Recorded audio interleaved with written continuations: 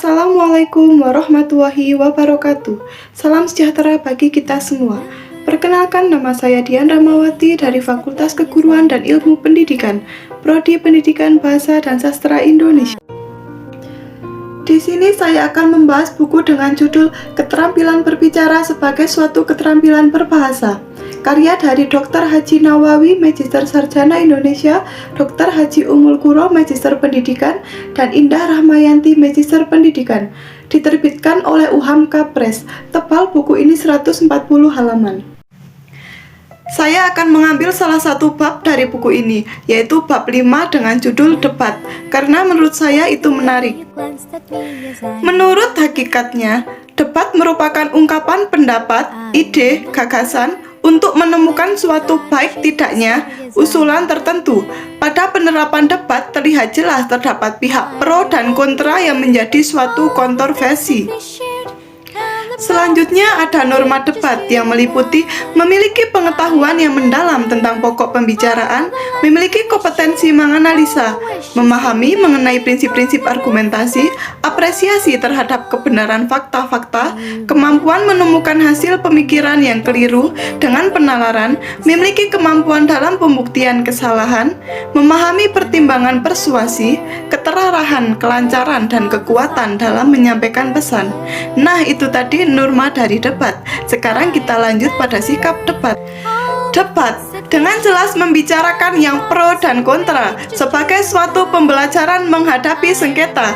Pada masyarakat yang demokratis, debat memegang peranan penting dalam perundang-undangan, dalam politik, karena dunia politik tidak dapat dipisahkan dengan debat. Peran hukum yang ada di kantor-kantor pengadilan, kehidupan seorang tergantung pada debat yang terjadi antara pihak penuntut dengan pembela. Bisnis digunakan untuk memperoleh keputusan dalam berbagai kebijakan. Perusahaan perniagaan, ada beberapa perusahaan yang menjadikan debat sebagai sarana memperkenalkan komunitas perniagaan. Pendidikan, pada beberapa kampus, perguruan tinggi, universitas, debat telah menjadi suatu sarana yang penting.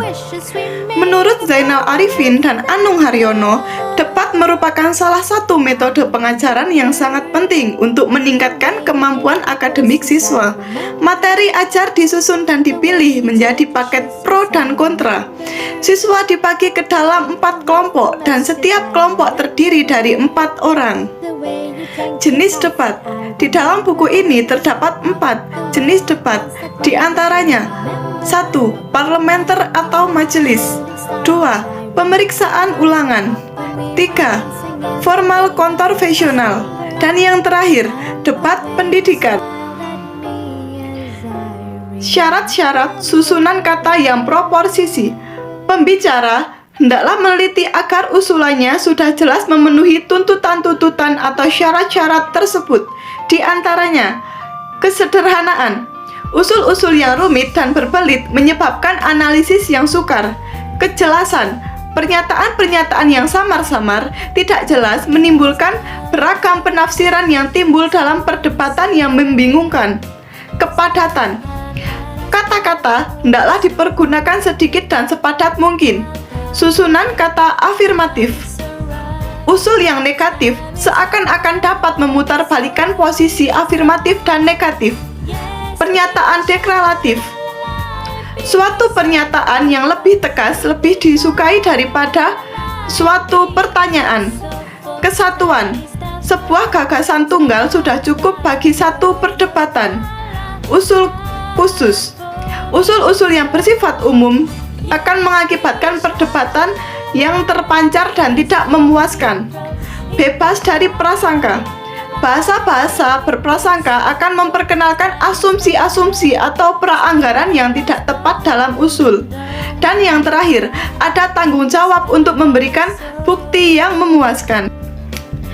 Nah, itu tadi pemaparan dari saya. Kurang lebihnya saya mohon maaf sebesar-besarnya. Barangkali ada yang ingin menambahkan, silahkan komen di bawah. Wassalamualaikum warahmatullahi wabarakatuh. Salam sejahtera bagi kita semua.